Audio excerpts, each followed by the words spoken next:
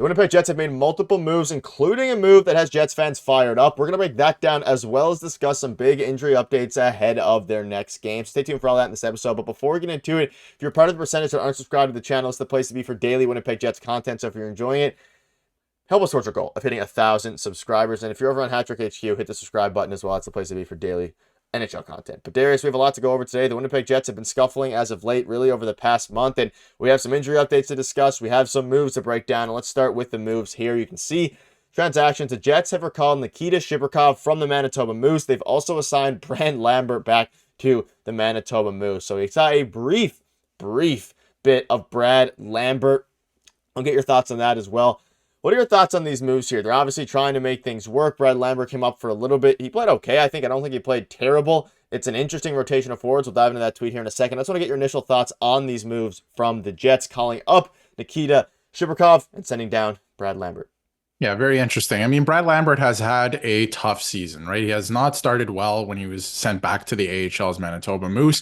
And then it kind of continued and has been lingering a little bit throughout the season. It has gotten better. And then he got the call up to the Jets. And one thing to note as well is it looked like he was the extra skater coming on when they pulled the goalie the other night as well. Again, another loss. They've kind of been sputtering as of late, but hoping to get back on the right track. So there is some trust in the young player. And I think that's good because obviously going forward, he's supposed to be, one of the better prospects coming up and should make an impact with the team going forward. So that is good. But I think, this season he hasn't gotten off to the right foot.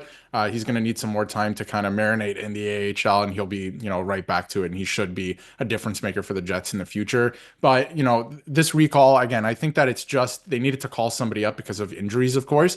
I think it has less to do with Shibrikov than it has to do with Lambert. I think they want Lambert to go back to the AHL, just find his confidence again, continue to play well and do his thing. So I think it's more about that than anything else. And then obviously Ehlers, who we'll get to, has been out with injury, right? So they need somebody up there. That's kind of why Brad Lambert was called up as well. And the injury has been lingering a little bit. So this is something that I don't think that they foresaw happening. And I'm sure they wanted Lambert to go down, pretty timely here. But I think it's more about just getting Lambert's confidence back up, getting him to play with the Manitoba Moose, and that'll be it. But I do think that this is still a good player and he'll make a difference with the Jets, in the future. Yeah, you think about where he was last year, the year before that, he was really turning into one of the top prospects in the NHL. We've seen his name be floated around in trade talks for a lot of high-end talent.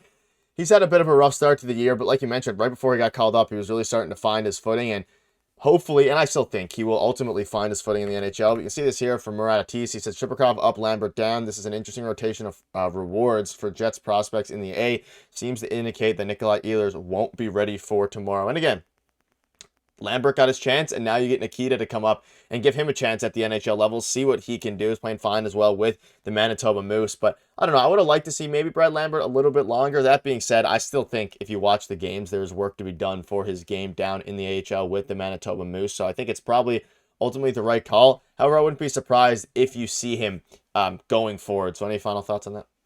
Yeah, I don't think we'd be surprised to see him again this season. But I think again, like I said, it's more about him getting more reps in the AHL, getting his confidence back up than anything else, I think, at this point. And I think that's a good point that, you see some inconsistencies in his game and he's going to figure that out in the AHL. It's not a bad thing that he's being sent back to the AHL, right? They're trying to develop him into a everyday NHLer who can make a difference for this team. So I think that that's totally fine. And again, it's not like he's having a terrible season or anything like that. It's just for his standards and where Jets fans thought he would be at this point in his development. It was a little bit of a slow start. So I think it's more about, don't push him into the NHL right just yet. Make sure that his confidence is up. He's feeling good about his game and he's doing the things that you need him to do in the AHL. So then they translate to the NHL level as well. So I think it's more just about that. Yeah, and obviously it got called up because of the injuries. Probably wouldn't have got called up this early if the injuries weren't a factor. So it's going to be interesting to see what happens. And speaking of injuries, Jets head coach Scott Arniel was asked for an update on Nikolai Ehlers and when he might resume skating. His words don't convey much certainty. The dynamic winger has missed the last 5 games, and the Winnipeg power play has gone 2 for 15 during that time. And they were able to squeak a win here and there, but their power play, which at the start of the season when they went 15 or whatever it was, was a huge plus. Their penalty kill was obviously a huge plus, and that was one of the biggest changes from Rick Bowness last year to the new coaching staff with Scott Arniel and others. I mean, with these new coaches and the new, it's not as good now. It's 2 for 15. It's now on them to adjust. Obviously, you don't have Nikolai Ehlers, which is a big problem. He's one of the best goal scorers on the team. Not necessarily, obviously you have Scheifele, you have Kyle Connor, you have a lot of other guys, but Nikolai Ehlers is very important and a very important part, especially of the power play, which, like you mentioned, 2 for 15 there.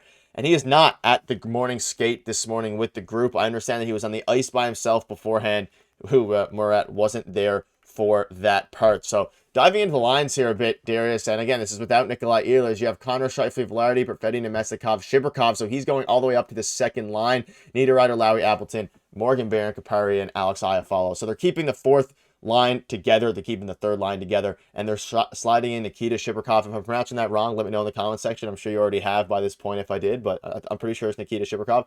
And then, of course, Gustafsson alternating with Rasmus Kapari, and then Morrissey, DeMello, Fleury, Pionk, Stanley, Hanola, with Coughlin and Colin Miller once again getting healthy scratch, and of course Connor Hellebuyck's going to factor into the net in between the pipes tonight. But what are your thoughts on the whole Ehlers situation? The team not playing nearly as well without him, of course, the power play, and the lines ahead of tonight's game or next game.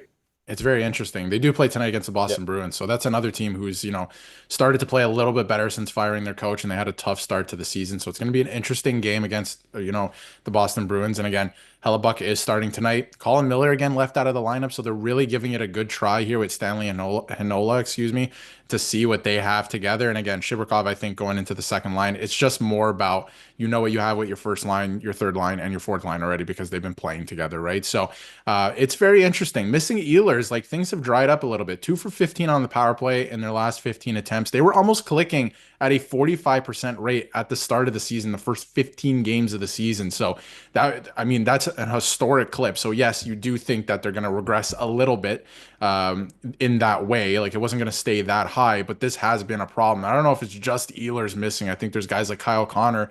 Like the scoring has kind of gone away, and that's kind of an issue the last couple of games. They have to get back to playing their game and doing that those things right and putting the puck to the net and in the net, because that's something they've kind of gotten away from. The power plays dried up.